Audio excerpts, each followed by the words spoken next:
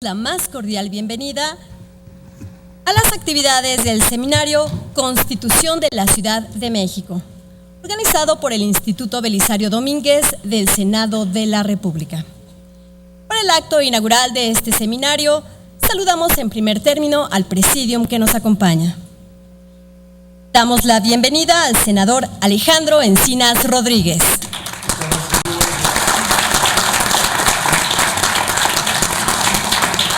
Al doctor Gerardo Esquivel Hernández, coordinador ejecutivo de investigación del Instituto Belisario Domínguez.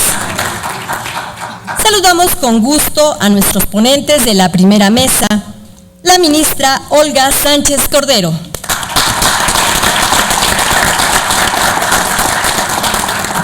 la doctora Ana Laura Magaloni, de la División de Estudios Jurídicos del Centro de Investigación y Docencia Económicas, CIDE. También está con nosotros el maestro Arturo Espinosa, de Estrategia Electoral. Y también nos acompaña la maestra Macawi Staines, de Staines Abogados. Saludamos la presencia de todas y todos ustedes de los medios de comunicación y por supuesto a quienes nos siguen a través de la señal del canal del Congreso. Bienvenidas, bienvenidos al Senado de la República. Y para presentar este seminario tiene la palabra el doctor Gerardo Esquivel.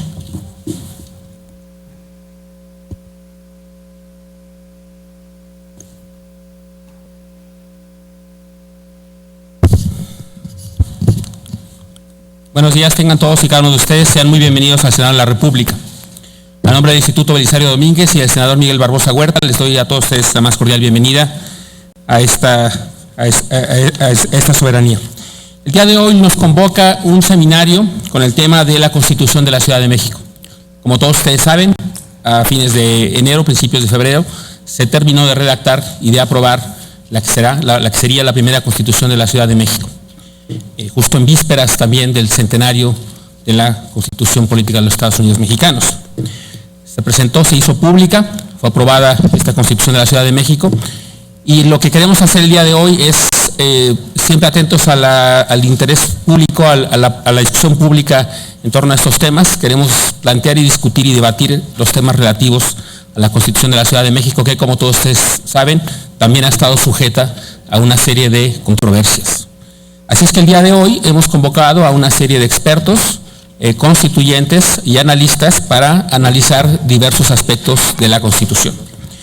En una primera mesa tendremos una mesa sobre los retos legales de la Constitución, justamente donde discutiremos estos temas relativos a las controversias de las que ha sido sujeta la Constitución y otros retos jurídicos, por supuesto.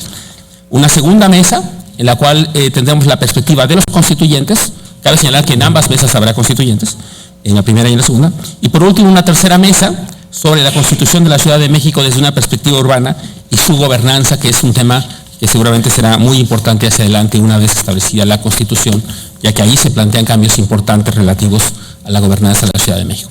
Así es que este seminario, convocado por el Instituto Belisario Domínguez, justamente trata de plantear la discusión sobre estos temas, insisto, relevantes para la vida política en la Ciudad de México, por supuesto, pero también a nivel nacional.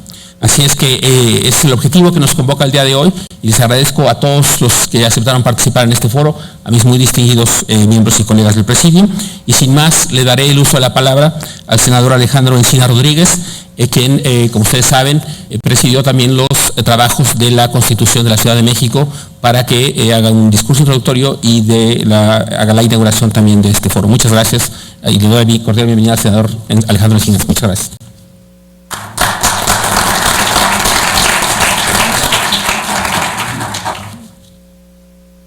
Bien, pues muchas gracias, muy buenos días tengan todas y todos ustedes. La verdad es que agradezco la invitación del doctor Gerardo Esquivel, director del Instituto Belisario Domínguez, a participar en la inauguración de este seminario sobre la Constitución Política de la Ciudad de México. Un seminario que se da en una fecha muy importante. Yo creo que hasta parece que lo planeamos, pero este seminario es el inicio, yo digo, del proceso de defensa de la Constitución Política de la Ciudad de México. ya que a partir del día de hoy iniciaremos distintas acciones de carácter jurídico para defender la Constitución que la Asamblea Constituyente, en ejercicio pleno de sus responsabilidades, logró y construyó a partir de un acuerdo que sin lugar a dudas da muestra de cómo cuando hay voluntad política, cuando se debaten ideas y argumentos, cuando se escucha al adversario, es posible llegar a un entendimiento. Y creo que esta es la primera conclusión que deberíamos de sacar de lo que fue el proceso constituyente de la Ciudad de México. Una carta, una constitución, que es resultado de un esfuerzo colectivo de la primera importancia, que inició desde la propia elaboración del proyecto que hizo suyo el jefe de gobierno con la integración de un grupo redactor, y que ya instalada la Asamblea Constituyente estableció un conjunto de mecanismos novedosos en el ejercicio parlamentario que rompió con la disciplina partidaria tradicional y que nos llevó a la necesidad de construir acuerdos transversales y de consenso donde todas y cada uno de los diputados y las diputadas constituyentes actuaron conforme a sus propias convicciones. Fue muy cuestionada de origen la legitimidad de la Asamblea. Se señalaba que ésta tenía un déficit democrático importante, por supuesto, al haberse establecido que 40 de sus 100 integrantes fueran designados por el Congreso de la Unión o por los ejecutivos federal y local, al igual de que quienes fueron electos, pues lo fueron por solamente el 28% de la lista nominal de electores, registrándose la votación más baja en la historia electoral de nuestra ciudad. Pero afortunadamente, a lo largo del proceso se generaron instrumentos del debate parlamentario que fueron construyendo su legitimidad y abriendo los espacios a la participación de la gente. Y estoy seguro de que parte de los sellos distintivos de este proceso constituyente fueron, en primer lugar, uno que es muy importante, que fue el primer órgano parlamentario paritario en la historia del país. 51 hombres, 49 mujeres, nos faltó una porque el Partido Verde dentro de sus designados no nombró mujer, pero esta paridad que además se expresó en la integración de la mesa directiva, 5 mujeres y 2 hombres, abrió paso a una discusión en materia de igualdad sustantiva y los derechos de la mujer, que llevó a la Carta Magna de la Ciudad de México a ser una constitución de avanzada que va a significar, además del reconocimiento de derechos, como por ejemplo a los derechos sexuales y reproductivos, el derecho al libre desarrollo de la personalidad, el derecho a la autodeterminación de las personas, cambios en las prácticas políticas que representarán un cambio en la cultura política del país. Por ejemplo, todos los órganos de gobierno en esta ciudad serán paritarios. Ya no solamente las listas de los partidos, en lo que se refiere a candidaturas tanto por la vía uninominal como por la representación proporcional, sino el gabinete de gobierno, los gobiernos de las alcaldías, los órganos autónomos deberán de integrarse paritariamente.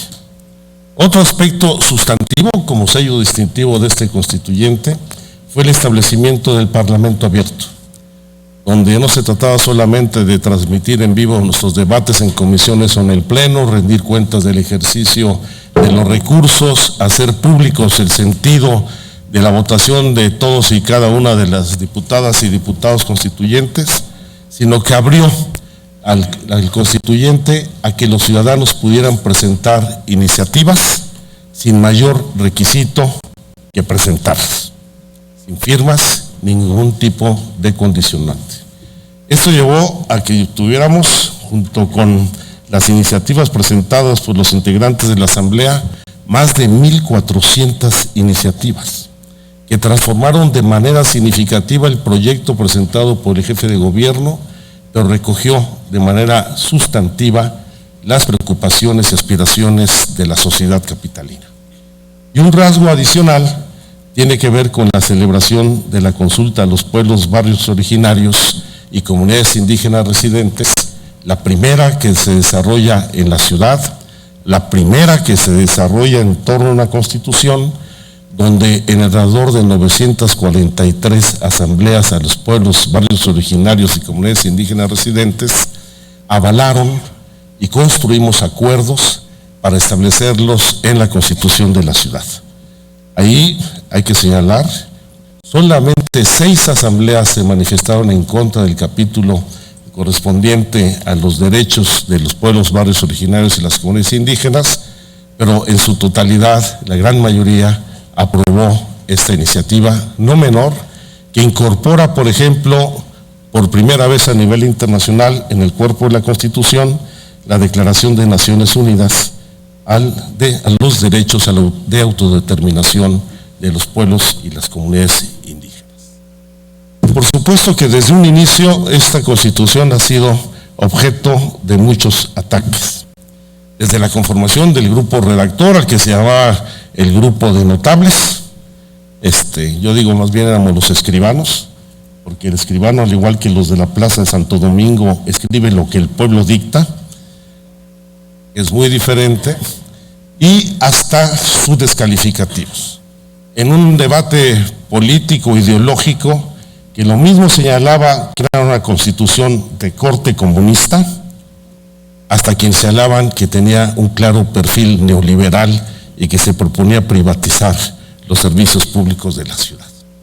Ese nivel fue la polarización con la que inició estos debates, que era muy extensa, que era repetitiva, que había muchos derechos, que no podían costearse estos derechos, desconociendo los principios pro persona y de progresividad, pero al paso del tiempo fuimos dando cuenta de que, bueno, aquellos que señalaban que era muy extensa, propusieron más artículos y más texto que el que originalmente tenía, y nos fuimos convenciendo de que el ejercicio de los derechos no puede estar sujeto a las disposiciones presupuestales, sino un ejercicio pleno de las libertades y a la responsabilidad del Estado, del gobierno, para garantizar su ejercicio. Ahí dimos, por ejemplo, el debate sobre renta básica, el ingreso mínimo universal, que finalmente fue reconocido dentro de la Constitución como mínimo vital, en donde de manera progresiva se garantizará un derecho a la población en condición de pobreza extrema o vulnerabilidad, 250,000 personas, cuyo costo en un caso extremo sería de poco más de 2,400 millones de pesos al año. En una ciudad que tiene 204,000 millones de pesos, el 1% del presupuesto. Además, ya se asignan a varias de estas personas la pensión para adultos mayores y otros apoyos de carácter social, va a permitir sacar a la gente en situación de pobreza extrema de la ciudad de esta lamentable situación. Pero, paradójicamente, a pesar de la existencia de este acuerdo, que envió un signo muy positivo al país, hay que decirlo, todo el mundo apostó al fracaso. Todo el mundo decía que por cuestiones de diferencias políticas, por las presiones del tiempo, por la propia polarización entre las fuerzas políticas, dentro de los propios grupos parlamentarios, no iba a prosperar la Constitución. Pues fracasaron los que apostaron al fracaso. Y no solamente se aprobó todos y cada uno de los artículos, artículo, por la mayoría calificada de todos los integrantes de la Asamblea, sino que cumplimos en tiempo y forma, el día 31 de enero, muy temprano, ya la despedida hizo que se prolongara un poco la sesión, pero se aprobó la Constitución, la cual celebramos todos, incluso el Ejecutivo Federal, quien invitó a los diputados y diputadas constituyentes de su partido y a los que él designó en su representación a festejar el cumplimiento y la publicación de la Constitución. Hasta un viva la Constitución de la Ciudad de México, gritó el presidente de la República, pero días después inició un conjunto de controversias y acciones de inconstitucionalidad cuestionando los aspectos sustantivos de la Constitución. Tan solo la Procuraduría General de la República cuestiona 39 artículos, fundamentalmente la Carta de Derechos, porque dice que no es competencia del constituyente de la ciudad otorgar más derechos que los que establece la Constitución a los habitantes de la Ciudad de México. Aunque paradójicamente en esta ciudad, regida hasta hoy por un estatuto de gobierno y con muchas limitaciones jurídicas, esta ciudad se ha convertido en una isla de derechos, pues se goza de mayores derechos que en el resto del país. Ahí está el derecho a la pensión de las personas mayores, esta pensión universal, la ley que otorga atención médica y medicamentos gratuitos a toda la población asegurada, la ley que garantiza los útiles y uniformes escolares a todos los estudiantes de las escuelas públicas en nivel básico, e incluso en el ámbito de los derechos civiles, el matrimonio igualitario, también fue aprobado por el PAN, por el PRI, y el derecho a la suspensión legal del embarazo. Entonces vamos a una lucha política importante, que empieza con un equívoco de la Corte, ya que la Corte ha dado vista como autoridades competentes para atender las controversias constitucionales y las acciones de inconstitucionalidad a la Asamblea Legislativa y al Gobierno de la Ciudad de México.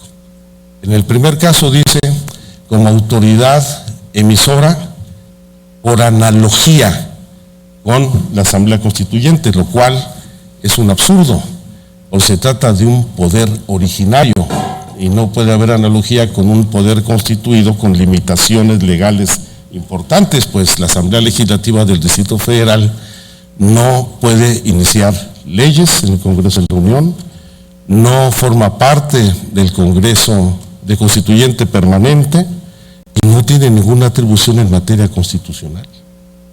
Y dice que es autoridad emisora el gobierno de la ciudad, cuando lo único que hizo el gobierno de la ciudad, al igual que el gobierno federal, fue publicar la Constitución, pues la reforma del artículo 122 constitucional señala con toda claridad que una vez aprobada la Constitución y emitida por la Asamblea Constituyente, la Asamblea remitirá para su publicación al Diario Oficial y a la Gaceta de Gobierno de la Ciudad de México la Constitución sin que medie autoridad alguna.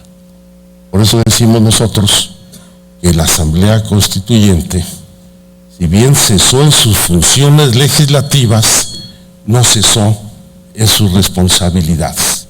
Y demandamos que sea la Asamblea Legislativa quien atienda esta situación, aunque el día de mañana que se vence el término, tanto el gobierno de la ciudad como la Asamblea Legislativa, espero que sea ad cautelam, darán respuesta a los requerimientos de la Corte, pero nosotros presentaremos una acción para que se revierta esta decisión del ministro Lainez y sea la Asamblea Constituyente quien atienda las controversias y acciones de inconstitucionalidad. Dicen que ya cesó en sus funciones y se disolvió la Asamblea. Les voy a demostrar que no. Por ejemplo, el jueves de la semana pasada recibí un oficio de la Procuraduría General de la República, particularmente de la Fiscalía Especial para la Atención de los Delitos Electorales, requiriéndome información sobre la Asamblea Constituyente, sobre parcialmente intervenciones de la diputada Clara Hussman y del diputado Gabriel Cuadri, que no creo que tengan mayor trascendencia, sino la más importante es el reconocimiento de la vigencia de nuestras responsabilidades. Hoy estoy dando respuesta a la Fiscalía Especial para la Atención de Delitos Electorales, agradeciéndole su reconocimiento a la existencia de la Asamblea Constituyente, e iremos todos los días de esta semana anunciando otras acciones. Esta es la primera. Mañana presentaremos un recurso, el miércoles daremos una sorpresa, el jueves habrán de reunirse las y los integrantes de la Asamblea Constituyente allá en el patio de Jicotencal, donde fue la sede de nuestra asamblea, a las 5 de la tarde. Aprovecho para invitarlas a todos y a todos los constituyentes y a todas y todos ustedes para ir iniciando esta defensa de la Constitución. Finalmente, quiero poner a disposición de todas y cada uno de ustedes este portal, el de Proceso Constituyente de la Ciudad de México. Es http://procesoconstituyentecdmx.blogspot.mx, donde van a encontrar toda la información, absolutamente toda la información de la Asamblea Constituyente. Desde la reforma constitucional al artículo 122 y otros, hasta la emisión de la Constitución de la Ciudad de México. Vienen, por supuesto, toda la información de comisiones, los debates en el Pleno, el sentido del voto de cada diputada y de cada diputado, vienen todos los debates, vienen fotografías, creo que por ser de mucha utilidad, y espero que ustedes, además de debatir el día de hoy, además con este excelente panel que el doctor Esquivel ha integrado, pues aparte de debatirla, reflexionar, evaluar qué es lo que pasó en esta asamblea, vayamos a dar la defensa y el debate, no solo en torno a la Constitución, porque no es un asunto de barandilla del Ministerio Público, este es un asunto del mayor interés público, que no solo atañe a la Ciudad de México, sino a todo el país, pues lo que está a debate es el futuro del federalismo mexicano, el ejercicio de los derechos de todas las personas, el fortalecimiento de los gobiernos locales y fundamentalmente la concepción que se tiene para la descentralización y el ejercicio del poder público. Ese es el reto que tenemos enfrente y esperemos contar con el respaldo y apoyo de todas y todos ustedes. Muchas gracias y con esto inauguramos el seminario.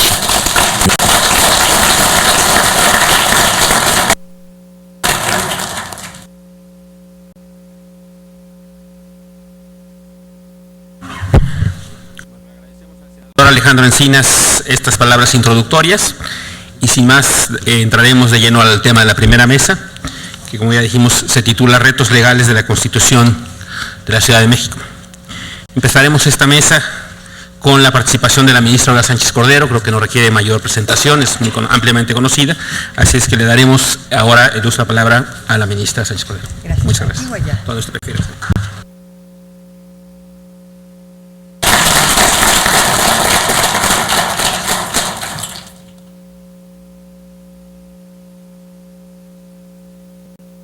Buenos días a todas, a todos.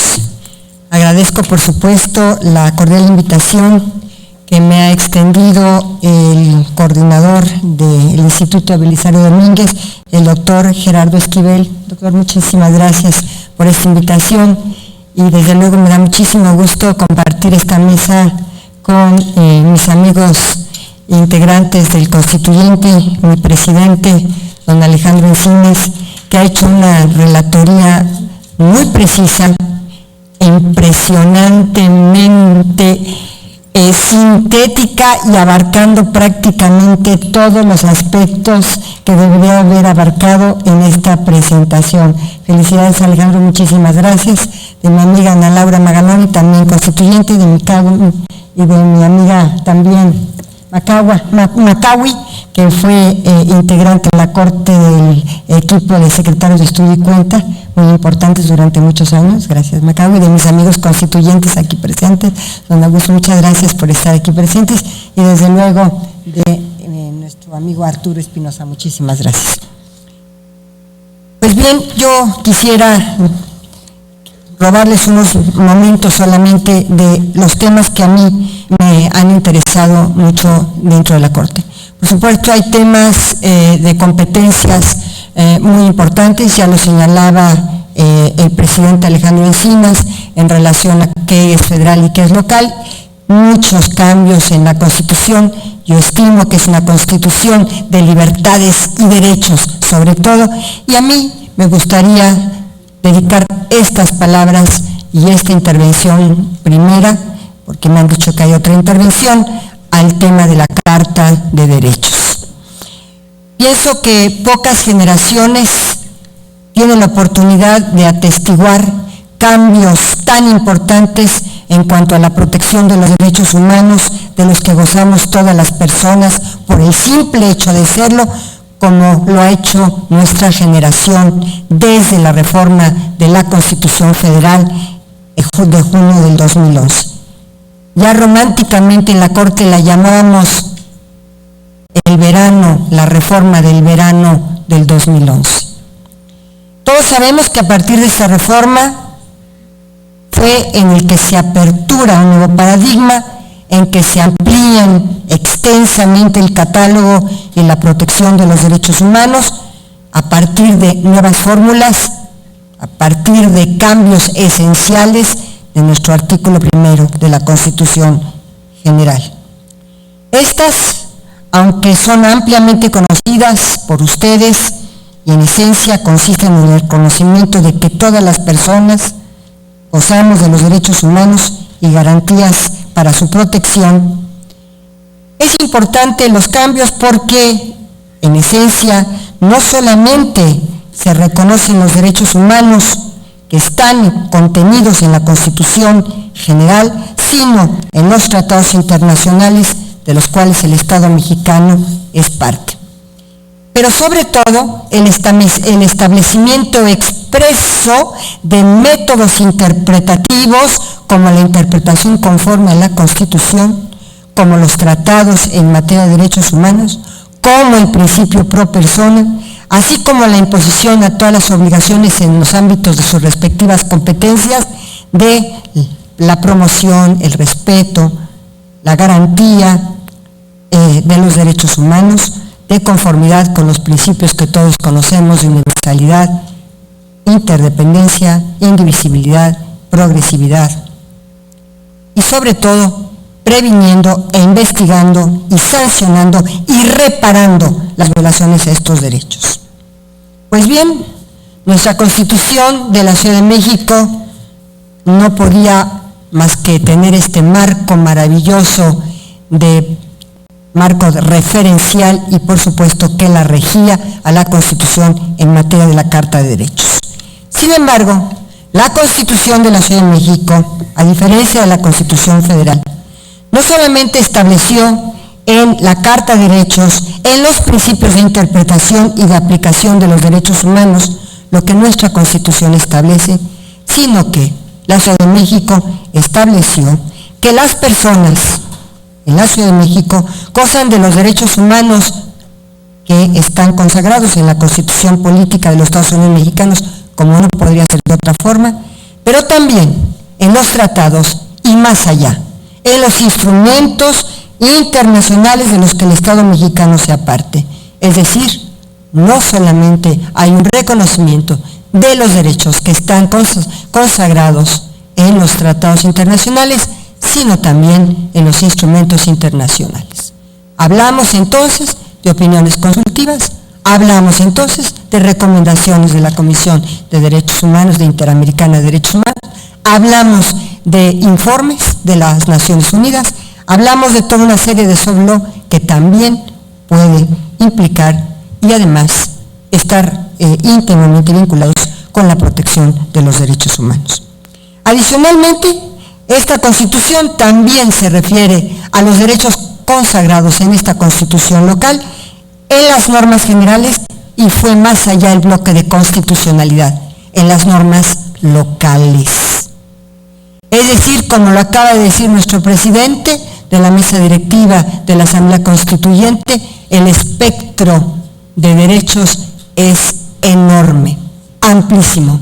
Él acaba de mencionar algunas normas particulares, no solamente unas normas locales, sino políticas públicas, como acaba de decir, la universalidad en el apoyo a los adultos mayores, entre otros. O sea, el espectro que contempla nuestra Constitución en este artículo 4, en su apartado A, es enorme, vastísimo en la protección. Pero la Constitución de la Ciudad de México no se quedó nada más en esta amplitud de normas que protege los derechos y que los expande de manera inusitada. Y quiero decirles, conozco muchas constituciones iberoamericanas, conozco constituciones mundiales, ninguna de estas constituciones ha establecido lo que esta Constitución ha establecido en este apartado A. Y termina el artículo primero de Carta de Derechos, el artículo 4, que es el primero de la Carta de Derechos, con una frase demoledora. Los derechos humanos en su conjunto conforman el parámetro de la regularidad constitucional. Hasta hoy no conozco una sola constitución que establezca que los derechos humanos, así, en forma terminante, que los derechos humanos en su conjunto conforman el parámetro de regularidad constitucional. ¿Qué significa esto? ¿Qué significa que los derechos humanos conformen el parámetro de control de regularidad constitucional? Que los derechos humanos están en el centro de toda la Constitución y que se expanden transversalmente a lo largo de toda esta Constitución. Por lo tanto, la frase significa que todo está en el centro, que la Constitución, políticas públicas, todo se encuentra regido y en el centro por los derechos humanos. No sé cuánto tiempo tenga yo más. Me gustaría comentar solamente algunos, obviamente, algunos temas de los logros que se tuvieron en esta primera Constitución, de los grandes avances que se ven reflejados en esta Constitución capitalina. Quiero hacer mención únicamente de algunos que por su innovación en los textos constitucionales de nuestro país son de destacar.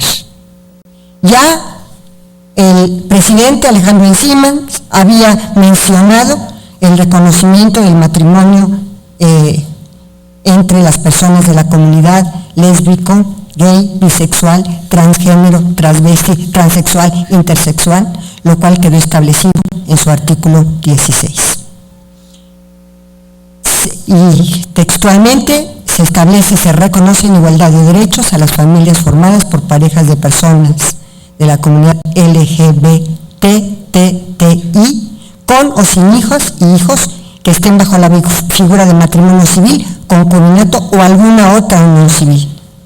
Es de destacar también que en este texto constitucional y en el mismo apartado resalta que la ciudad deberá enfocar sus esfuerzos con el fin de garantizar el pleno ejercicio de los derechos de personas en situación vulnerable, susceptibles de sufrir discriminación, exclusión, maltrato, abuso y violencia. El reconocimiento y protección de los derechos de las mujeres, niños, niñas, adolescentes, jóvenes, adultos mayores, personas con discapacidad, comunidad lésbico-gay, personas en situación de calle, indígenas, de quienes estén privadas de su libertad, que son un tema que destaca a lo largo de todo el texto constitucional. Por otro lado, aunque en el proyecto original se planteaba la no criminalización del consumo de la cannabis, mientras no se engañara a terceros, los diputados constituyentes finalmente lo acotamos a la disposición del uso medicinal. Se logró que fuera la primera constitución estatal, o de la ciudad, que incluyera el uso médico y terapéutico de la cannabis, satírica, índica, americana o marihuana y sus derivados, de conformidad con la Constitución Política de los Estados Unidos Mexicanos y la legislación aplicable.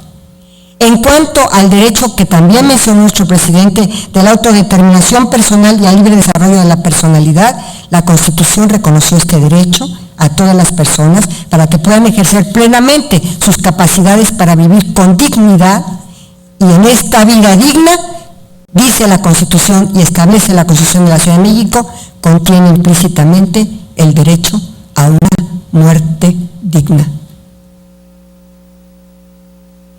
Estos dos derechos, la autodeterminación y el libre desarrollo de la personalidad, fueron el sustento de muchas de las resoluciones de la Suprema Corte en los últimos años.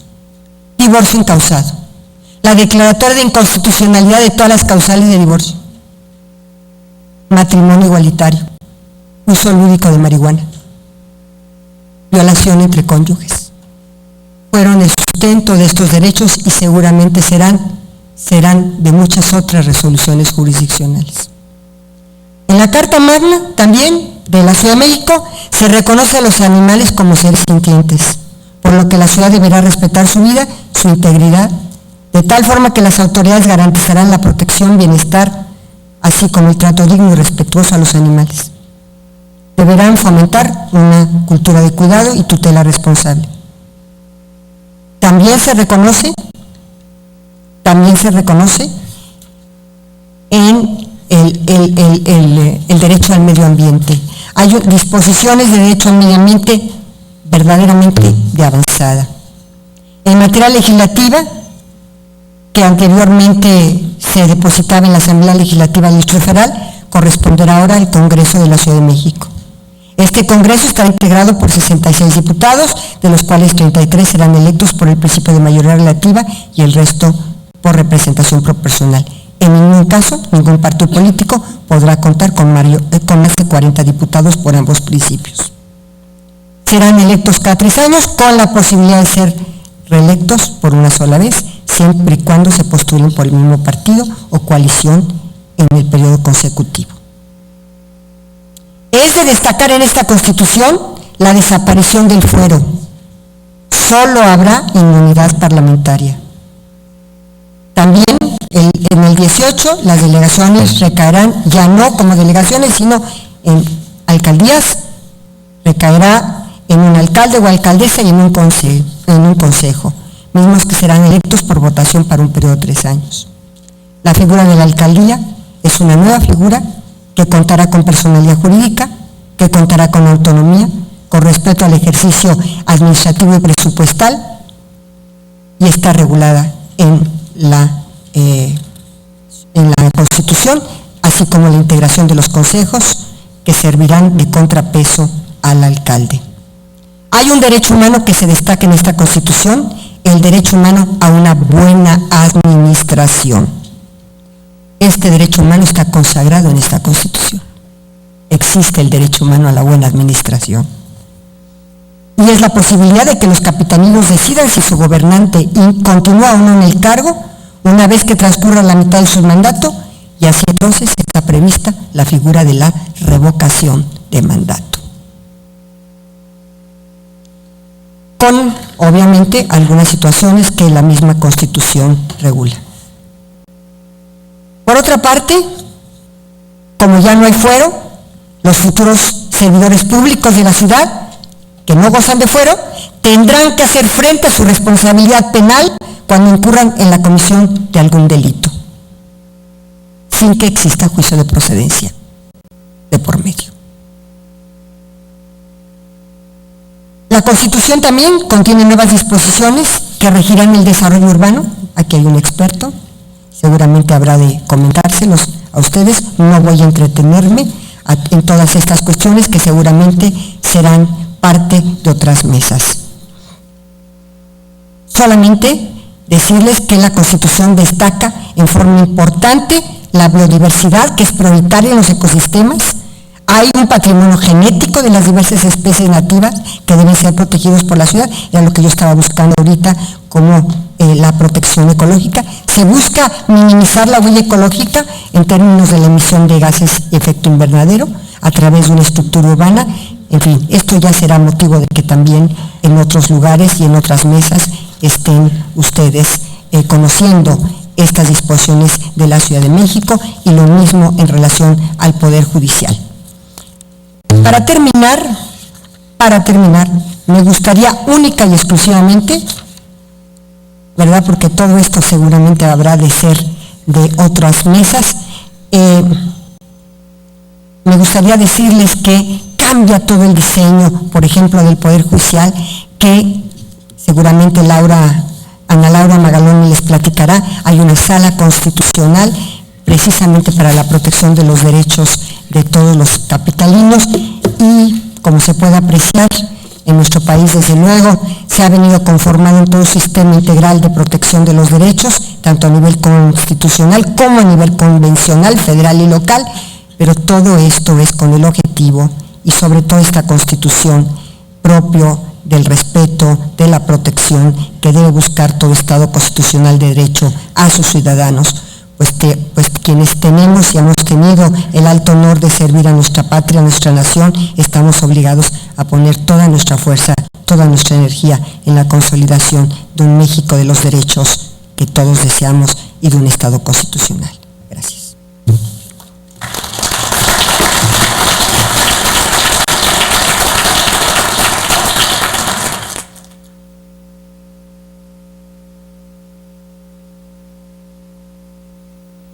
Bueno, muchas gracias a la ministra Olga Sánchez Cordero. Le damos ahora el uso de la palabra a la doctora Ana Laura Magaloni.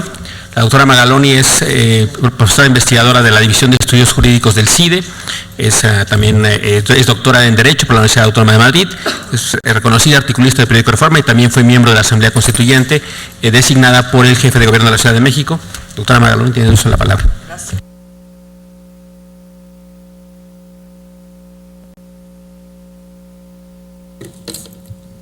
¿Qué tal? Muy buenos días.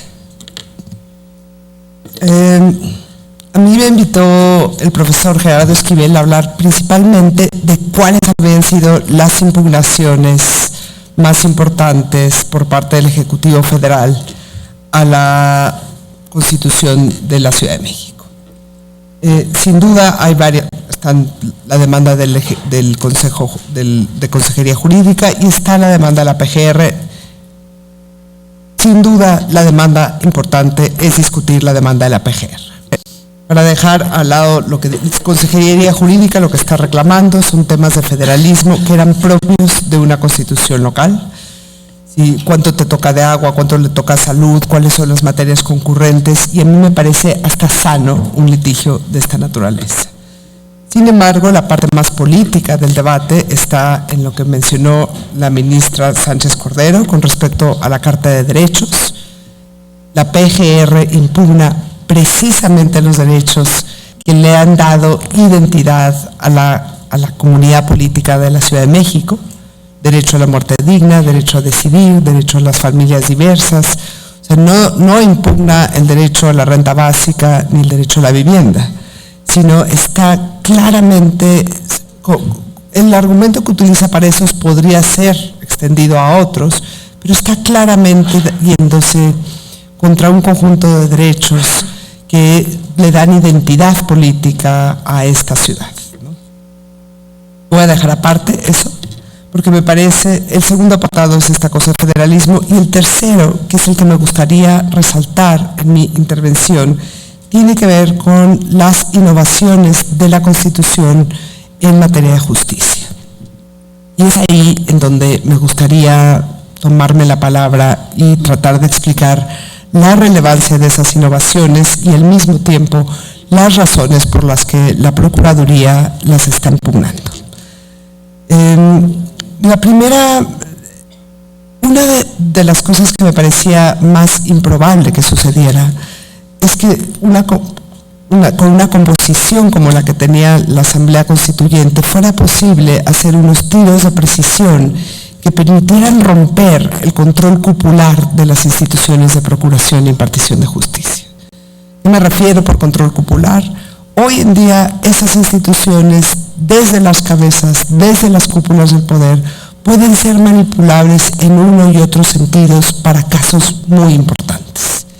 Y gracias a ese control cupular, esas instituciones dejan de desarrollar las capacidades técnicas humanas para poder hacer frente a la conflictividad social de la población. O sea, por controlar las instituciones para algunos casos importantes, sacrificamos la posibilidad de tener las instituciones que requerimos en este escenario de creciente conflictividad social.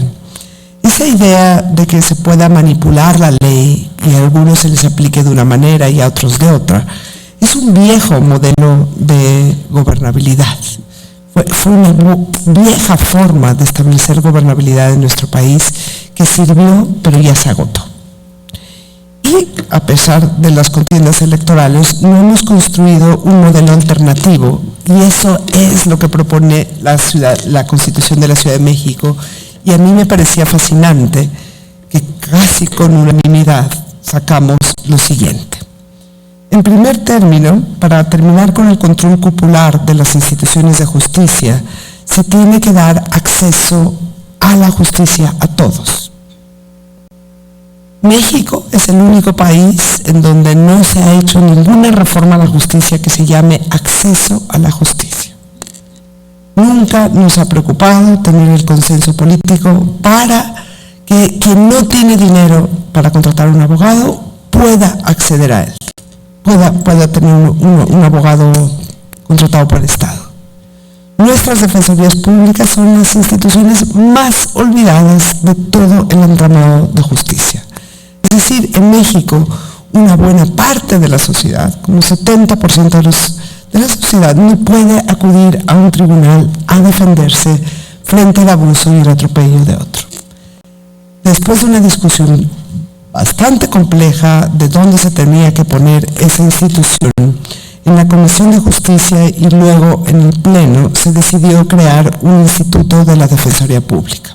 Hoy, la Defensoría Pública en la Ciudad de México es una dirección de área dentro de la Consejería Jurídica.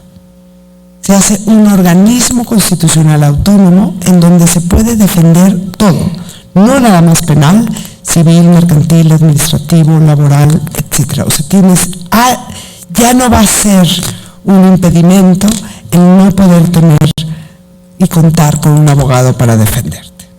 Ese instituto es impugnado por la Procuraduría General de la República. La Procuraduría General de la República argumenta que el artículo 122 de la Constitución Federal establece que, y así lo dice textualmente, la Ciudad de México contará con los organismos constitucionales autónomos que tienen el resto de las entidades federativas, que establece la Constitución para el resto de las entidades federativas. Ese contará se puede interpretar de dos formas. Solo contará, que es la interpretación de la PGR, o al menos contará, que es la interpretación de la Asamblea Constituyente para lograr tener un instituto de la Defensoría Pública. La Constitución no es blanco y negro. Cuando eliges una interpretación u otra, estás eligiendo valores, estás eligiendo principios que defender, estás defendiendo intereses. Es paradójico que escoja la PGR la peor interpretación posible en términos de acceso a la justicia, cuando hay otras que caben dentro del artículo 122. La segunda gran innovación, que a mí me parece una gran innovación en el Distrito Federal, es finalmente alterar la configuración del Consejo de la Judicatura. Como ustedes saben, el Consejo de la Judicatura, los consejos de la Judicatura se crearon en la reforma de Ernesto Zedillo de 1994, en donde creó la Suprema Corte y además los consejos de la Judicatura. Y es la parte que menos bien salió de toda la reforma, digamos. Cuando estábamos pensando en los consejos de la Judicatura en 1994, estábamos pensando en que los jueces tendrían que recobrar su independencia respecto de sus superiores. A nivel federal, lo que pasaba es que los ministros de la Corte eran los mismos que designaban a los jueces. Y de hecho, había una composición de circuitos en donde prácticamente cada uno de los ministros era dueño de uno de los circuitos judiciales. Y gracias a eso, pues controlaba lo que sucedía en los jueces. O sea, gracias a eso, los jueces no podían tener demasiada autonomía e independencia respecto de los ministros de la Corte. Curiosamente, creamos el Consejo de la Judicatura y volvió a suceder lo mismo. Los jueces inferiores no tienen toda la independencia que requieren respecto del Consejo de la Judicatura, y esto es 4 veces mayor en el ámbito local.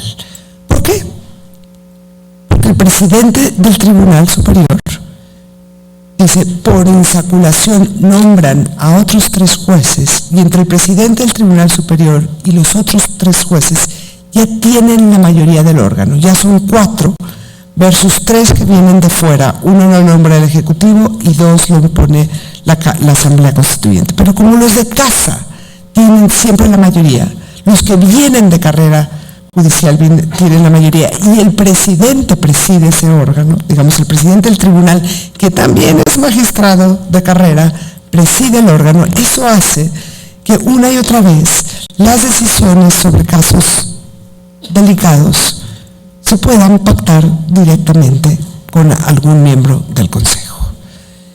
Y que los jueces sigan sin tener toda su independencia y autonomía para decidir. O sea, esta reforma buscó volverles a dar la autonomía a los jueces y romper el control popular de las instituciones de justicia. ¿Cómo?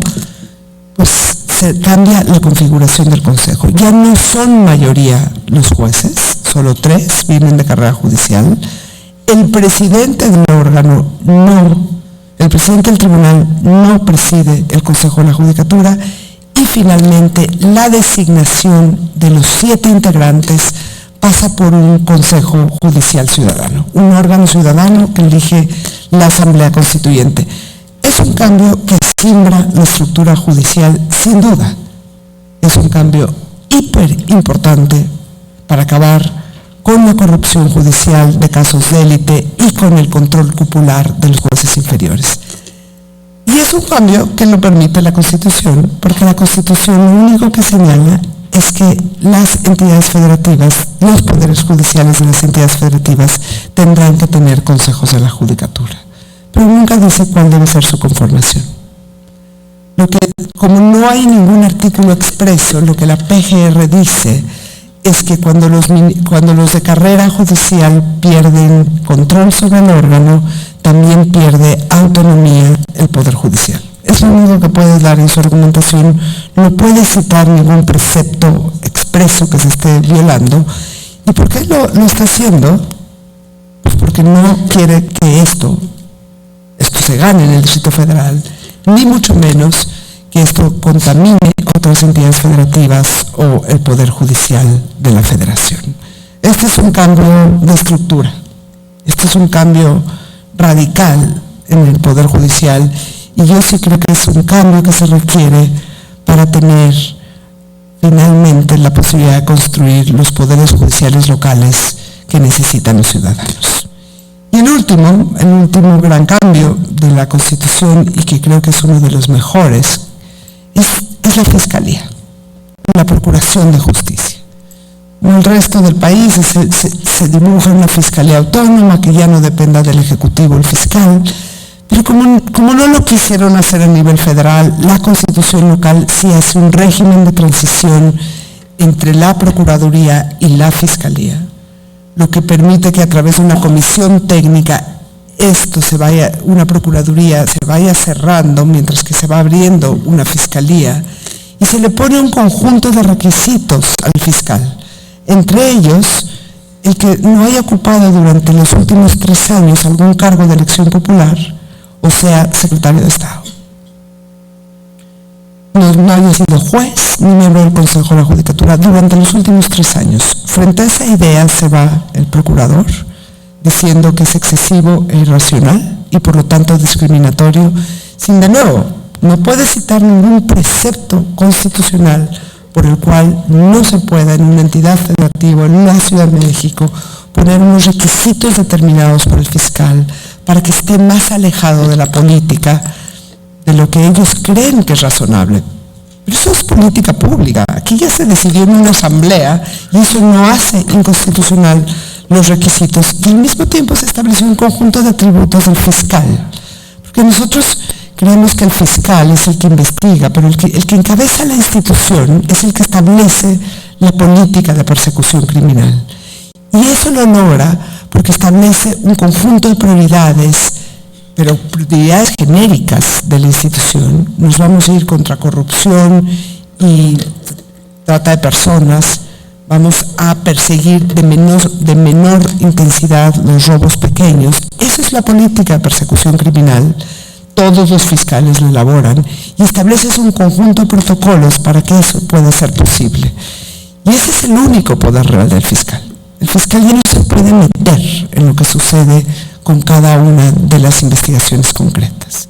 Establece los criterios generales, pero no dicen, no me investigues, por favor, ahorita a Moreira. Eso no lo podría decir un fiscal. Dibujamos esa fiscalía en la Constitución de la Ciudad de México y contra esa también se va la Procuraduría General de la República. Son 3 cambios de enorme relevancia para el país. Me preocupa perderlos, porque perderlos para la Constitución del Distrito Federal es perderlos para el país. Y tendremos que reformar la Constitución Federal para que estos cambios tan importantes para el país, para la construcción de eso que queremos decir Estado de Derecho, sea posible. Entonces, la defensa de este capítulo, el capítulo judicial, me parece de primera importancia, porque sin ello me parece que no solamente en la Ciudad de México, sino en el país, vamos a postergar una década más la construcción de las instituciones de procuración e impartición de justicia que necesitamos urgentemente. Y sin esas, ya pasaron mucho tiempo con una conflictividad social que no hemos logrado gestionar ni pacificar. Entonces los invito a tratar de ver que este apartado más técnico, quizá menos sexy que el de derechos, quizá es el corazón de una nueva estructura de gestión y pacificación de conflictos en el país. Muchas gracias.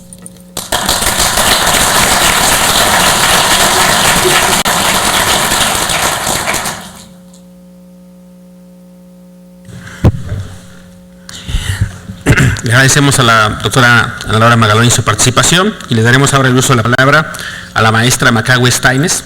La maestra Staines, como ya se mencionó, tuvo una larga trayectoria en la Suprema Corte y es maestra en Derecho por la UNAM y maestra en Derecho, también en temas constitucionales, por la Universidad Panamericana. Maestra Staines. Gracias. Buenos días a todos, muchas gracias por la invitación. Es un honor estar en este presidium, compartir con una gran ministra, con 3 constituyentes muy importantes académicos.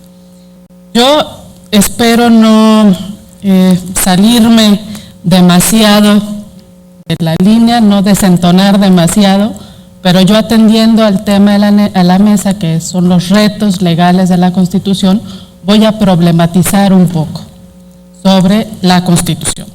A mí me parece que el gran reto de la Constitución de la Ciudad de México es ser una Constitución eficaz. En términos jurídicos, esto es que sea efectivamente cumplida por los ciudadanos y aplicada por las autoridades. La Constitución tiene aspectos, como ya mencionaron, que son muy interesantes a destacar, que es una amplia carta de derechos, un título con un contenido muy importante sobre el desarrollo sustentable de la ciudad, donde se retomaron aspectos relevantes sobre la Carta Mundial del Derecho a la Ciudad, que en la ciudad en la que vivimos, la verdad que es indispensable comenzar a tomar medidas, concientizarnos y tratar de resolver todos los problemas que ya vivimos y que se van a acrecentar si no se atacan de inmediato. El establecimiento, una parte que creo que es fundamental también es el establecimiento de garantías para estos derechos, es decir, los medios para hacerlos efectivos. La creación, también se crearon varios órganos constitucionales locales autónomos y la creación del Consejo Judicial Ciudadano, que creo que también es una modificación relevante, aunque voy a abundar en un momento sobre mi opinión al respecto. Todas estas novedades que se introducen en la Constitución se traducen finalmente en retos que pueden llegar a ser obstáculos de diversas índoles que voy a clasificar de manera muy general como económicos, de implementación y de permanencia. El primero, y que resulta obvio, es el económico, porque la incorporación de todas estas figuras implica necesariamente la erogación de una cantidad importante de recursos. De manera directa para la creación y el sostenimiento de programas como el mínimo vital, el derecho al cuidado, el seguro de desempleo, la pensión para discapacitados, la creación de nuevos órganos, ¿no?, como los constitucionales autónomos con toda una infraestructura, y los juzgados de tutela. Toda la implementación de estos derechos y la puesta en marcha del andamiaje institucional, pues necesariamente cuesta dinero, ¿no? Superado el tema del problema en las asignaciones presupuestarias, que bueno, eso por supuesto no puede ser un impedimento para prever los derechos, sino más bien lo que implica es una previsión mucho más cuidadosa. Está el tema en sí de la implementación de todos estos nuevos contenidos de la Constitución. A partir de 2011, como ya mencionaba la ministra Sánchez Cordero, ministra en retiro, con la reforma del artículo 1 constitucional, hubo un avance importante en la concepción de los derechos humanos, no solo por parte de las autoridades aplicadoras, sino también por parte de los ciudadanos, que de alguna forma nos hemos concientizado más de la vigencia de estos derechos y de que deben sernos respetados por las autoridades, ¿no? Incluso este tema de los derechos se amplió aún más en la ley de amparo, previéndose la impugnación por violaciones cometidas por particulares, lo cual también es un cambio fundamental en este concepto de protección. Sin embargo, este tema del respeto a los derechos, pues es un camino en trazo en el que se va avanzando día a día. Seguimos viendo sentencias y actuaciones de las autoridades donde nos damos cuenta que no son una realidad del todo, ¿no? Que hay que luchar todos los días por conseguir que esto sea efectivo. Entonces, desde esta perspectiva de la problemática que aún al día de hoy se enfrenta, es que me parece que la implementación puede ser complicada desde dos enfoques. Uno, desde el punto de vista de las autoridades administrativas. Hay que cambiar la visión, hay que cambiar su visión, tienen que cambiar su visión. Habría que hacer un trabajo muy importante en el gobierno de la ciudad para que estas autoridades, en lugar de obstaculizar el ejercicio de los derechos, se convierta en un facilitador o en un simplemente tramitador. Pero si alguien ha tenido contacto con algún juicio en el que se haya reclamado una pensión para adultos mayores, saben que esto puede llegar a ser una verdadera pesadilla. Luego, otro problema es el cambio de paradigma también en las autoridades jurisdiccionales. Es necesario capacitar primero y nombrar a muchos jueces de tutela que deberán operar bajo un nuevo paradigma de control que muchas veces aún se está terminando de incorporar en las universidades.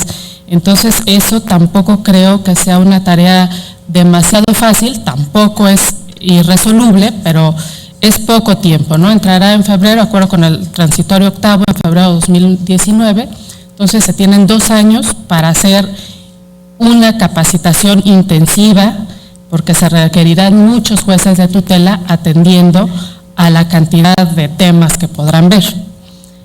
Y otro problema será la elección de los perfiles para los magistrados de la Sala Constitucional.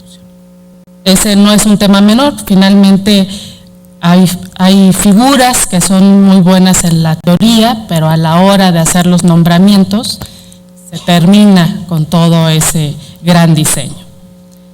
Luego, en relación con esta figura de los jueces de tutela, me parece que se trató de implementar un poco a semejanza o muy a semejanza de la acción de tutela colombiana.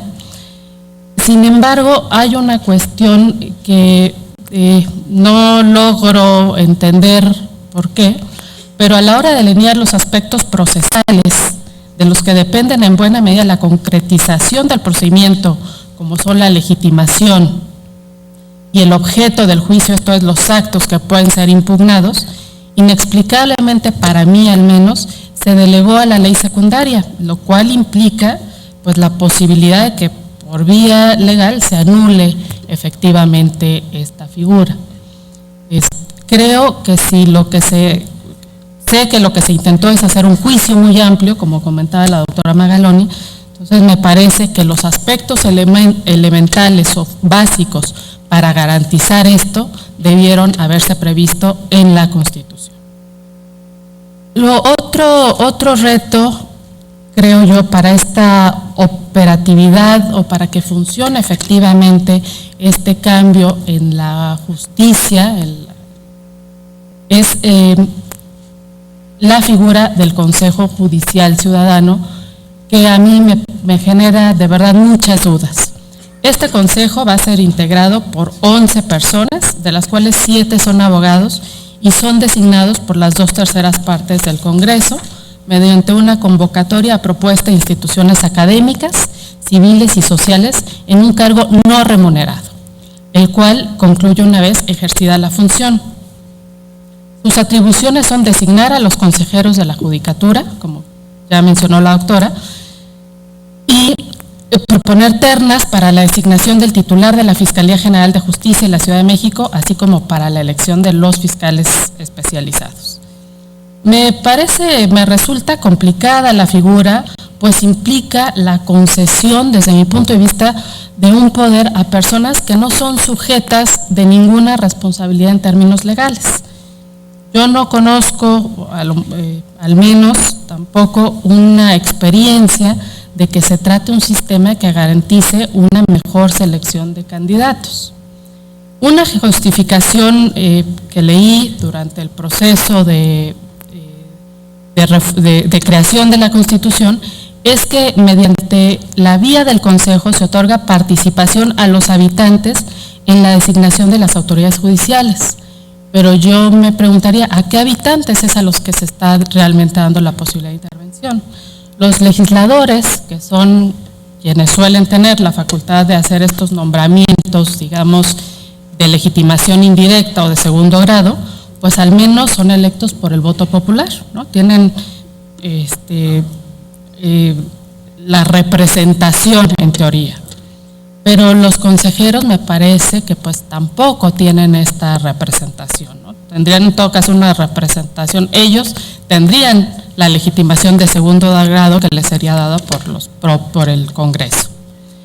Se parte para la configuración del supuesto que la ciudadanización es la panacea contra la corrupción, la ineficacia, la opacidad, pero ¿qué garantías hay de que estos ciudadanos elegidos para elegir se conducirán con rectitud? Generalmente la forma que se tiene para exigir un determinado comportamiento a los servidores públicos es mediante sistemas articulados y eficaces, porque de otra forma no sirve nada un diseño perfecto, de rendición de cuentas y de responsabilidades por conductas indebidas dentro del ejercicio de las funciones. Pero si nada de esto ocurre, en tanto que quienes designen son particulares, no sujetos a un régimen de responsabilidad, pues tampoco tienen ninguna obligación, ¿no? Ninguna obligación o ninguna consecuencia legal, salvo eventualmente pues, el descrédito en caso de un escándalo muy grande. Las universidades y las organizaciones finalmente también tienen intereses y tienen agendas. No digo que esto esté mal, pero es una situación real. Lo ideal es la participación ciudadana, yo estoy completamente de acuerdo con eso, en todos los ámbitos de la cosa pública. Pero un sistema implementado sin el debido cuidado y sin un mínimo de garantías me parece que puede ser peligroso. Desde mi punto de vista, esta desconfianza institucional, tanto al legislativo como al judicial, para el nombramiento de los consejeros, debería más bien traducirse en la búsqueda de un efectivo sistema de responsabilidades y sanciones, que quien cometa actos indebidos salga de la función y, de ser el caso, vaya a la cárcel. El punto a combatir debe ser la impunidad. Esto es, si se encuentra en un despacho particular expedientes por resolver de una determinada ponencia, pues todos cesados de las funciones y a la cárcel. Otro reto que yo veo sobre el texto constitucional es la permanencia. Gran parte de la regulación de la Constitución es muy específico. Me parece a mí que es poco impropio de una constitución. Hay tópicos en los que pareciera más bien tener un contenido de corte reglamentario, por lo que me resulta difícil augurarle, al menos en los aspectos técnicos, una larga vida, al menos en los términos en que fue publicada el pasado 5 de febrero. Entre más precisa es una constitución, más necesaria se hace su reforma ante la modificación de cualquier aspecto de la situación que regula o incluso de las fuerzas políticas representadas en el Congreso. Allí es donde siempre empiezan, digamos, las iniciativas, la necesidad, ¿no? Se ve por parte de los grupos en la representación la necesidad de las reformas. Y ya tenemos esa experiencia, pues ese es justamente el problema de la Constitución Federal, que al día de hoy tiene tantas reformas que realmente es irreconocible respecto al texto aprobado en 1917. En este aspecto, en este análisis sobre la permanencia, que de manera específica identificaría como temas de vigencia del texto, aparecen dos problemas. Una es que no tendrá que cumplirse o aplicarse por quien la aprobó, pues como se advierte de la amplia vacatio legis desarrollada en 38 transitorios, aún en temas en que ello no sería necesario, como el título de derechos, desde mi punto de vista podría haber entrado de una vez,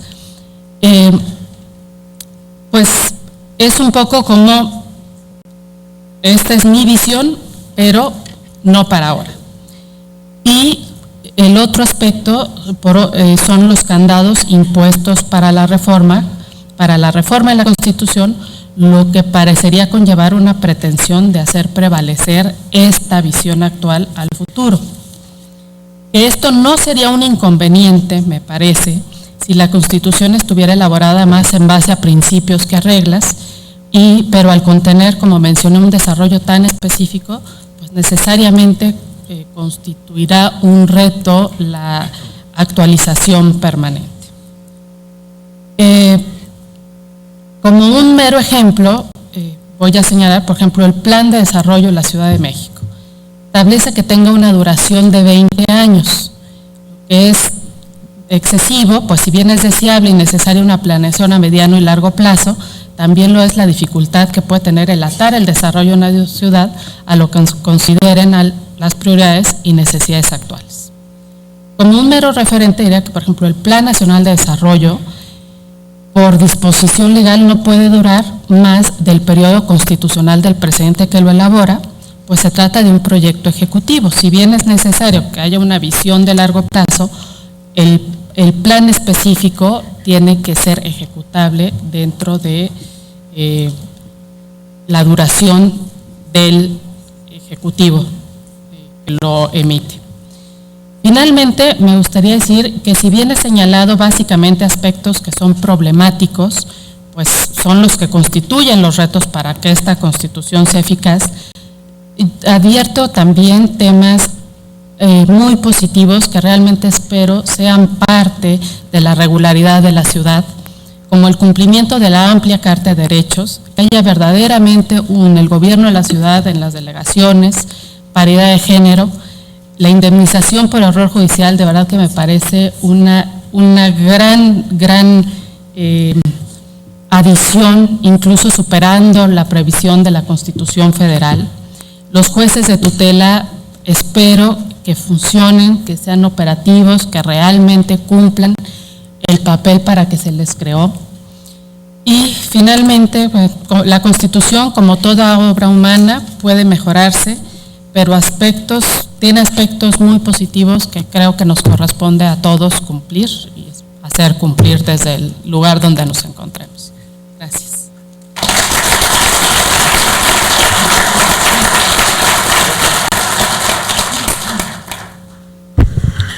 Bueno, le agradecemos a la maestra Macagui Stein su participación. Le daremos ahora el uso de la palabra al maestro Arturo Espinosa. Se tienen que retirar, nos habían avisado tanto a Laura Magaloni como el senador Barbosa, como el senador Encinas, que tienen que, se tienen que retirar por diversos compromisos, pero le daremos entonces ahora la palabra al maestro Arturo Espinosa, quien es licenciado por la Universidad Panamericana, maestro en Derecho por la UNAM, director general de Estrategia Electoral y es abogado y consultor en Derecho Constitucional y Electoral. Arturo Espinosa tiene la palabra. Muchas gracias. Bueno.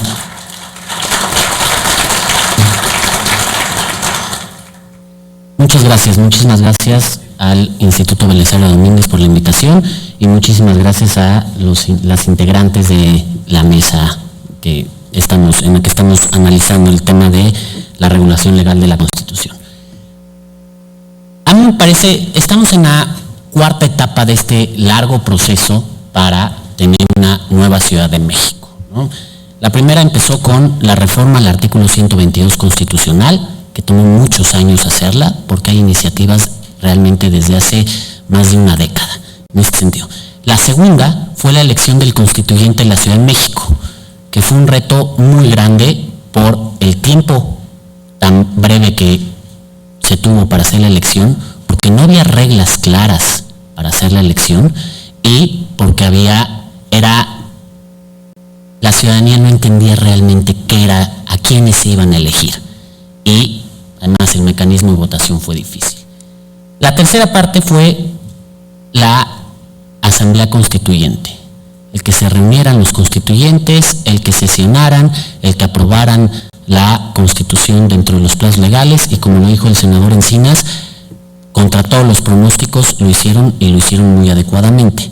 Y ahorita vamos a entrar a la cuarta etapa, y una etapa que me parece fundamental, que es la emisión de toda la legislación secundaria, la legislación que le dé sentido a el texto constitucional.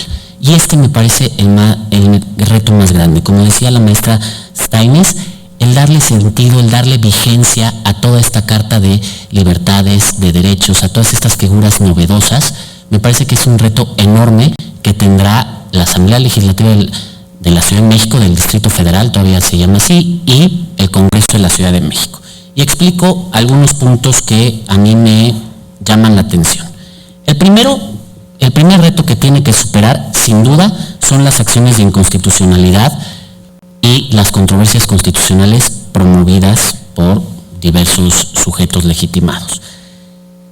La forma en la que se resuelvan los temas planteados en estas impugnaciones tendrán un necesario impacto no solo en el propio texto constitucional, sino también en la legislación secundaria que de ello derive.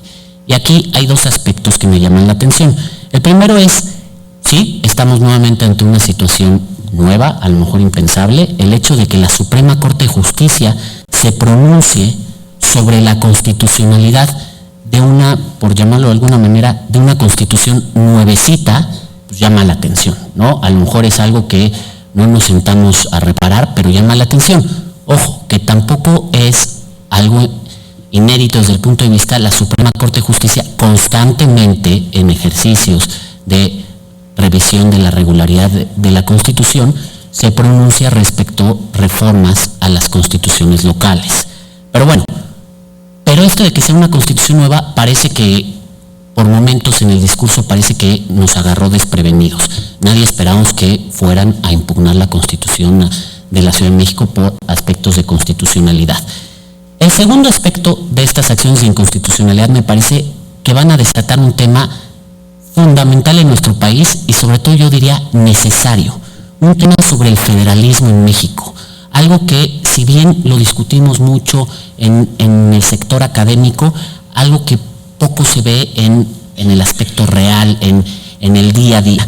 Los conceptos impugnados en muchos sentidos son ampliaciones o especificaciones de derechos contenidos en la Constitución Política de los Estados Unidos Mexicanos, que según el espíritu del legislador tenían como objetivo ampliar las garantías y libertades de los ciudadanos en la Ciudad de México, lo cual tampoco es algo novedoso. La Ciudad de México ha sido muy progresista en temas de libertades, de derechos desde hace varios años, y la Suprema Corte de Justicia, como lo mencionó la ministra en retiro Sánchez Cordero, se ha pronunciado respecto de varios, y yo no dudo que aquí va a ser un excelente trabajo la Suprema Corte de Justicia, como lo ha venido haciendo hasta ahorita en muchos criterios en los que ha sido sumamente progresista.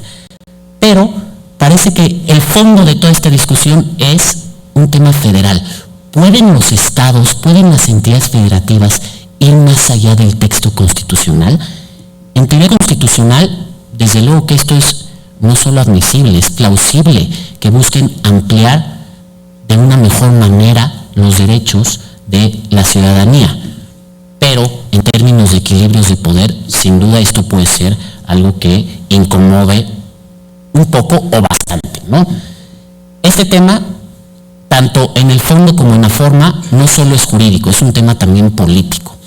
Y yo destaco aquí, en un principio, en el tema de las acciones de inconstitucionalidad y las controversias constitucionales. Primero lo celebro, porque van a llevar un debate que tradicionalmente es un debate académico, es un debate teórico, lo van a llevar a un plano mucho más real, a un plano mucho más ciudadano, a un plano en el que haya una discusión mucho más abierta y mucho más amplia. Y en segundo lugar, también celebro este punto porque me parece que lo que resuelva la Suprema Corte de Justicia sin duda le va a dar legitimidad jurídica a la Constitución de la Ciudad de México, lo cual es muy importante porque determinará los alcances, la interpretación y la validez o invalidez en muchos momentos de las diversas disposiciones que se establecen en la Constitución. El segundo punto que me llama la atención es una cuestión sobre la vigencia de la Constitución y sobre todo de las leyes. La verdad es que leyendo el amplísimo régimen transitorio, son 39 artículos transitorios, lo cual de entrada ya nos lleva a algo a plantearnos, ¿no? Porque siempre nos hemos cuestionado la naturaleza o la fuerza normativa de los regímenes transitorios. Pero esto nos lleva a ver que hay una amplia variedad de plazos para el inicio de vigencia de diversas leyes. Esto lo hace complicado. Hay unas que tendrán que iniciar este año, tendrán que emitirse inmediatamente e iniciar su vigencia este año. Y hay otras que se dan hasta 2014. También en algunos casos me llama la atención que la regulación legal de ciertas disposiciones depende de una regulación federal, de que se regulen a nivel federal. Y esto realmente me parece que es complicado, ¿no? La materia local la estamos haciendo depender de una regulación que es futura, que es incierta, que no sabemos siquiera si llegará o no llegará. Sabemos, y hablo del tema del uso medicinal de la marihuana y demás, que sabemos que la Suprema Corte ya se ha pronunciado, pero también sabemos que ya propusieron una iniciativa en el Congreso de la Unión y fue rechazada. Entonces, este tema me parece que hacerlo depender de la posible regulación de una ley federal está un poco cuesta arriba. En todo esto, por ejemplo, los tiempos me llaman la atención en dos sentidos. Las reglas electorales van a aplicar a partir del próximo proceso electoral. Si tomamos en cuenta que el próximo proceso electoral, al menos como está previsto ahorita, debe de empezar la primera semana de septiembre y 90 días antes tienen que estar las reglas listas, digamos que hay que empezar a presionar a la Asamblea Legislativa porque tienen 2 meses. Y podríamos decir, es que es tan sencillo como copiar las leyes que ya tenemos y volverlas a aplicar. De entrada yo espero que esto no pase porque si no, nada va a cambiar y no nos vamos a adaptar al nuevo texto constitucional. Va a ser un simple copy-paste. Pero el segundo aspecto es que hay figuras nuevas y muy interesantes que plantean que nunca se han regulado en la Ciudad de México y nunca se han regulado probablemente en todo el país. El tema de las alcaldías, elegir a los concejales es un tema novedoso. De entrada, me regreso un poquito, tenemos que hacer una nueva distritación en la Ciudad de México, la cual pues ya entre el Instituto Electoral del DF todavía y el Instituto Nacional Electoral están corriendo para hacerlas. No es fácil hacer una nueva distritación, nada sencillo. La anterior tomó como 4 años, la distritación que acaban de aprobar a nivel federal tomó cerca de 4 años. Ahorita en menos de 3 meses tienen que tener una nueva distritación, ojo, en el que se les reducen 7 distritos locales a la Ciudad de México. De por sí ya a nivel federal perdió 3, ahora, y esto puede generar una confusión importante. Además, este es un tema que está impugnado ante la Suprema Corte de Justicia, que ese será otro reto de las ministras y los ministros, resolver las acciones de inconstitucionalidad cuanto antes, al menos en la parte electoral en un principio, ¿no? Siempre lo ha hecho, cabe aclarar que siempre lo ha hecho. Aquí es una estadística que tengo desde hace mucho. Las leyes más impugnadas o las reformas más impugnadas a nivel local son las electorales. con la reforma de 2014 tuvieron una lluvia de acciones de inconstitucionalidad y siempre la sacaron en tiempo, ¿no? Y la otra parte, que ya también lo comentaba la maestra Steines, es el tema de que serán diferentes órganos propiamente los que emitan la regulación secundaria. Uno será la Asamblea Legislativa de la Ciudad de México, otro será posteriormente el Congreso de la Ciudad de México, y esto lo que llama la atención es que, al menos desde el punto de vista político, tienen equilibrios políticos muy diferentes a la Asamblea Legislativa, muy diferentes. Las fuerzas políticas están conformadas de una manera distinta.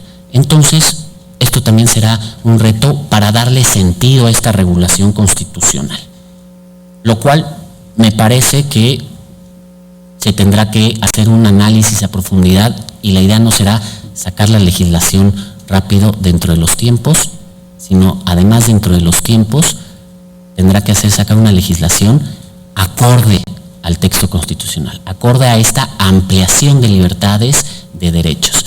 En este sentido, también hay que recordar, esto lo veo como reto, el tema de las vigencias, porque no es que nuestros legisladores sean muy proclives a cumplir los plazos constitucionales para emitir la regulación. A nivel federal tenemos varios casos en los que la regulación no se ha emitido, ¿no? Entonces, ahorita que tienen plazos específicos, muy establecidos, y que de eso dependerá, creo que veremos si logran ponerse de acuerdo, logran tener los elementos suficientes para tener la legislación en tiempo. Y en este sentido, hay otro aspecto que también debemos de atender, que es la armonización y la congruencia de toda la legislación de la Ciudad de México. ¿A qué me refiero con armonización y congruencia? De entrada, en principio, va a ser muy complicado, porque vamos a tener una constitución nueva de la Ciudad de México, con una que va a entrar en vigor a partir de septiembre de este año, y toda la legislación secundaria, excepto la electoral, va a corresponder a un instrumento jurídico anterior, al Estatuto de Gobierno, a la Constitución. Entonces, ahí va a haber como dos diferentes ordenamientos jurídicos, dos diferentes sistemas jurídicos en la Ciudad de México, que en principio, de aquí a que acaban de entrar en vigor todas las normas, va a ser complicado hacerlas que correspondan, que sean congruentes una con otra. Pero bueno, a partir de ahí, en este tema, como ya comentaba, en este tema de los diferentes órganos que van a intervenir en la emisión de la legislación secundaria y la composición política de cada órgano, el que las leyes secundarias sean armónicas, sean congruentes con la Constitución de la Ciudad de México, con la intención del legislador, del constituyente, de la Asamblea Constituyente en cada una de las disposiciones que se establecen, que son varias, también va a ser un tema que será un reto. De nada va a servir tener una constitución progresista que amplía libertades, garantías, derechos, si tenemos una legislación que es restrictiva o que no es acorde con este texto constitucional de vanguardia. Creo que ahí será, y no es algo que podemos echar en saco roto. ¿Por qué? Porque es algo que ocurre constantemente. La Constitución va en un sentido y la ley va en otro sentido. Y ojo, aquí la ley también, nuevamente, me parece que tendrá que ser sometida al control de constitucionalidad por parte de la Corte, si es que así lo deciden los sujetos legitimados. Es decir, va a haber una nueva revisión de esta legislación secundaria que se emita. Por último, y uno de los aspectos más importantes en cuanto a los retos legales, va a ser la legitimación ciudadana. ¿Qué quiere decir? Hasta ahorita creo que la Constitución ya tiene una legitimación política. Hubo una asamblea constituyente que se reunió, que discutió, que analizó, que se aprobó por un amplio consenso. La Suprema Corte en su momento va a resolver las acciones y las controversias que se han presentado en contra de diversos aspectos de la Constitución. Y aquí déjenme hacer un paréntesis, me llamó mucho la atención cuando leí la de la Procuraduría General de la República, en el último concepto de invalidez, ya mejor impugna toda la Constitución, ¿no? Dice que va por toda la Constitución. Entonces, bueno. Pero bueno, esta legitimación ciudadana va a ser importante. ¿Por qué? Porque, como ya dije, llevamos un proceso que desde la publicación de la Reforma Constitucional del 122 viene desde 2016, pero en el cual yo he sido crítico de una cosa: nunca le preguntamos a los ciudadanos de la Ciudad de México si lo querían o no. Yo siempre planteé, ¿por qué no se hizo una consulta popular para preguntarles si querían convertirse en la Ciudad de México con lo que ello implicaba? Y hasta ahorita se ha hecho un gran esfuerzo en lo político, en lo jurídico, por tener una nueva constitución, una constitución novedosa, progresista, pero no se ha considerado a la ciudadanía. Y me parece, cuando yo lo comento con mis alumnos, lo comento con la gente que conozco que no está en el medio jurídico, que no forma parte de la vida política de este país, no entienden qué va a pasar. No saben a qué se refiere, qué quiere decir esto del cambio en la Ciudad de México. Solo saben que nos ha costado mucho dinero, solo saben que ha sido una cuestión que ha implicado el consenso de las fuerzas políticas, el debate, pero no saben a la ciudadanía de qué forma les beneficia. Y creo que este es un reto, porque si buscamos una constitución que amplía libertades, derechos, que es progresista, que es novedosa, que va más allá de lo que prevé la Constitución Federal de manera favorable para el ciudadano, tenemos que hacer que sea a través de las leyes secundarias que esto se haga vigente. Es decir, que esto se traduzca en una mejora real y palpable para la calidad de vida de la ciudadanía. Ese me parece que es el reto principal, que las leyes secundarias le den vida a este texto constitucional, pero le den vida en favor de la ciudadanía, porque si no, se va a quedar solamente en una carta de buenas intenciones, en una carta para el estudio y para el análisis y para hablar, dar grandes discursos, pero no se va a traducir en una mejora sustancial para los ciudadanos. Y me parece que todo instrumento jurídico, todo instrumento normativo debe de traducirse en una realidad para los sujetos a los que está dirigido, que es la ciudadanía. Y creo que cierro con esto, porque este me parece el aspecto más trascendental de esta cuarta etapa en cuanto a la emisión de la legislación, y ahí es donde la Asamblea Legislativa de la Ciudad de México y el Congreso de la Ciudad de México en un futuro tendrán mucho trabajo para poder hacer realidad todos estos derechos que tenemos en la Constitución. Muchas gracias.